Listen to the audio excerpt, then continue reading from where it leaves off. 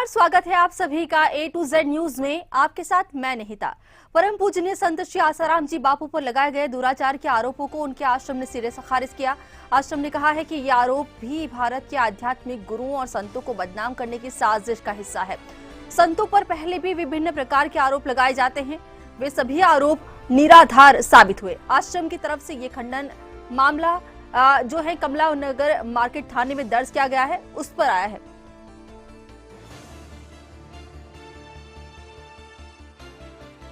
आपको बता दें, परम पूजनीय संत श्री आसाराम जी बापू पर लगाए गए दुराचार के आरोपों को उनके आश्रम ने सिरे से खारिज कर दिया है।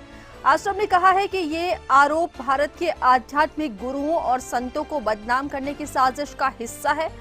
संतों पर पहले भी अनेक तरह के आरोप लगाए जाते हैं और ये आरोप जब सच्चाई पता की जाती है तब निरस्त हो जाते हैं, निराधार साबित होते हैं।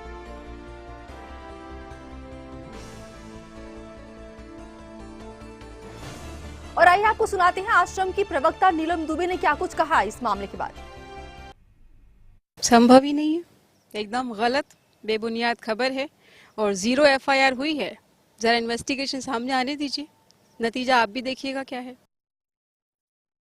बापूजी हमेशा अकेले रहते हैं और साधक तो होते ही हैं वहाँ पे।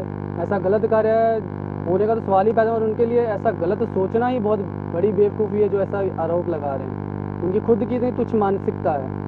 ऐसे लोग तो फिर किसी के ऊपर भी उठ के लांछन लगा देंगे। और हमारे साथ आश्रम की प्रवक्ता नीलम दुबे जी जुड़ चुकी है। नीलम जी, स्वागत है आपका A to Z न्यूज में। आपकी पहली प्रतिक्रिया इस मामले पर। पहली प्रतिक्रिया तो यही है कि देखिए, बापूजी एक बहुत बड़ा जनाधार रखते हैं। बापूजी के साधक बहुत हैं, करोड़ों में है। और जब करोड़ों में साधक होते हैं तो ऐसे गुरु बहुत सशक्त गुरु होते हैं, तो जाहिर है विदेशी शक्तियाँ, विदेशी ताकतें इन पर नजरें गड़ाए रखती हैं।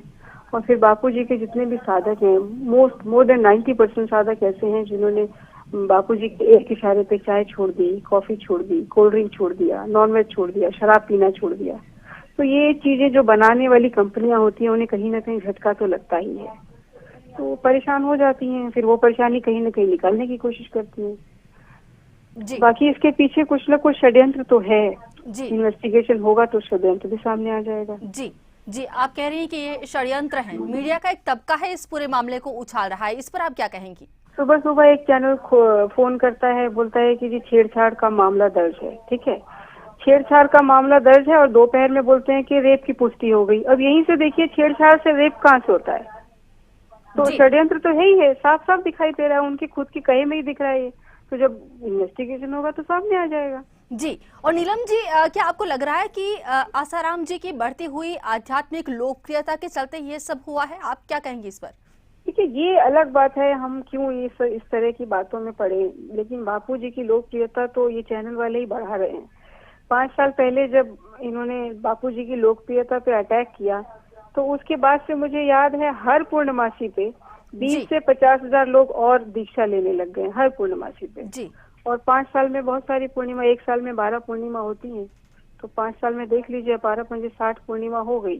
तो 60 बार 20,000 और 50,000 लोग बढ़ रहे हैं, तो TRP तो ये हमारी बढ़ा रहे हैं। जी, यानी आप कह रही हैं कि हमें फर्क नहीं पड़ेगा, ये कुछ भी करें, ऐसे कोई भी आरोप लगाता रहे, लेकिन जिनके गुरु हैं बापू और जो साधक है, जो शिष्य है, जिसने एक बार भी बापूजी के सामने आके मंत्र जप लिया हो या बापूजी को देख लिया हो, वो इन बातों पे यकीन कर ही नहीं सकता। ये लोग चाहे कुछ भी कहें, और आरोप लगाते जा रहे हैं और वो खंडन होता जा रहा है, और आश्रम की तरफ से या आप लोगों की तरफ से कोई एक्शन लिया गया है इस पर? एक्शन, कोई ना कोई एक्शन तो देखो हमारे लीगल डिपार्टमेंट लेगा ही, क्योंकि इतना हद ही हो गई है। यही एक बाकी था, बाकी सब आरोप तो ये लगा ही चुके हैं। चोरी का लगा दिया, थप्पड़ मारने का लगा दिया, गाली देने का लगा दिया, जितने आरोप बनते थे वो सब लगा दिए। एक ये बचता था, ये भी इन्होंने लगा दिया। तो कोई ना कोई लीगल डिपार्टमेंट हमारा अपना काम करता ही रहेगा, वो कर रहा है।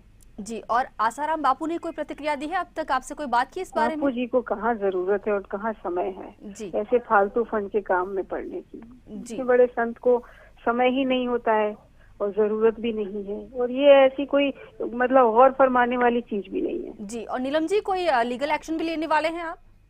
देखिए, लीगल एक्शन तो जब ये लोग 0 FIR कर रहे हैं, तो मतलब 0 एफआईआर हमने सुना है, हमने देखी नहीं अभी तक एफआईआर की कॉपी, तो सुना ही है थ्रू मीडिया। तो लीगल एक्शन तो अपने आप ही होगा, तो जब एक साइड से होगा तो दूसरी साइड से होगा ही होगा। और नीलम जी, आप क्या बोलती हैं, क्या वाकई आपको लगता है कि संत इस तरह के काम भी कर सकते हैं जो आपत्तिजनक आरोप लगाया गया है? देखिए, ये चीजें इन्वेस्टिगेशन का मामला है, लेकिन मैं जहाँ तक अपने बापू को जानती हूँ, मैं साफ साफ बोल चुकी हूँ कि ये चीज संभव ही नहीं है।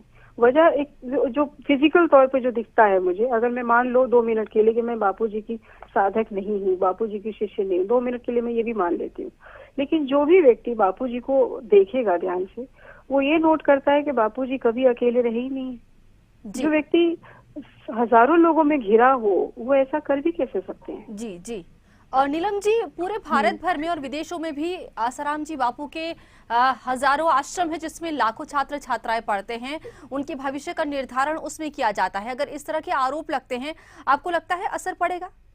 क्या असर पड़ेगा? देखो, जब ये 2 बच्चों की मौत का मामला था, तब उन्होंने कहा था गुरुकुल बंद हो जाएंगे, हो जाएंगे। आज गुरुकुल में एडमिशन मुश्किल से हो रहे हैं। क्यों?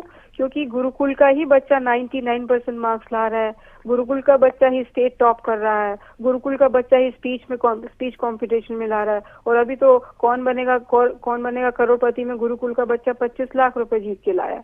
तो गुरुकुल के मतलब अपना साधक, गुरुकुल का तो नहीं लेकिन बापूजी का शिष्य, तो गुरुकुल के बच्चे जो इतना आगे बढ़ रहे हैं, तो ये सबको दिख रहा है। और अभी एक और कंपटीशन हुआ था, उसमें 1-1.5 लाख रुपए ऑन स्पॉट गुरुकुल के बच्चे को मिला। तो ये चीजें लोगों से छुपी नहीं है। प्लस गुरुकुल की जो फीस है वो बहुत ही नॉमिनल है, 40-50 हजार रुपए पूरे साल का। इतनी कम फीस में इतनी अच्छी पढ़ाई अक्खा इंडिया में संभव ही नहीं है जी। तो वो यही संभव है, यहाँ तो एडमिशन मुश्किल हो गए।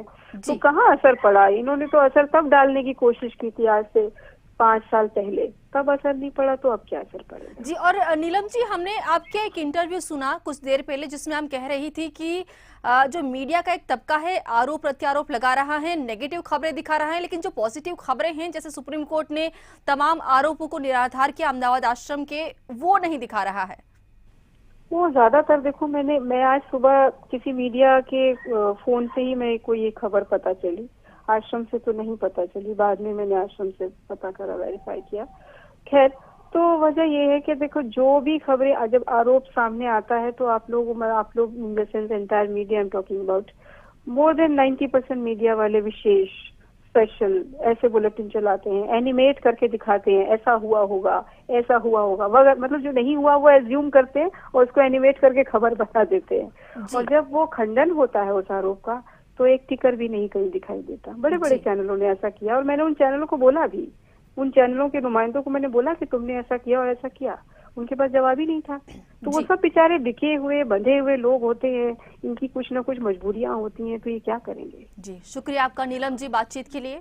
प्रवक्ता हैं आसाराम बापू आश्रम की नीलम दुबे, जो बता रही थी कि जो आरोप लगाए गए हैं तमाम निराधार हैं। तो बुलेटिन में फिलहाल इतना ही। नमस्कार।